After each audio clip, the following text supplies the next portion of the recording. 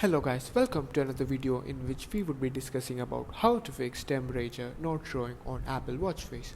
Are you having trouble that your temperature is not showing on your Apple's watch face? Don't worry, in this video we'll help you find a solution for it. Just follow these easy steps. 1. Reset the weather app.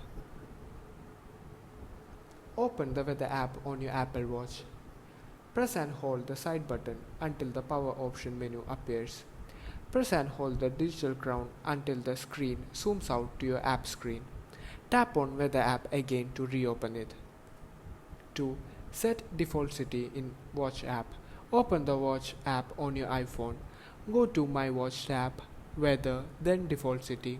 Choose current location or a specific location from those added to your Weather app on your iPhone.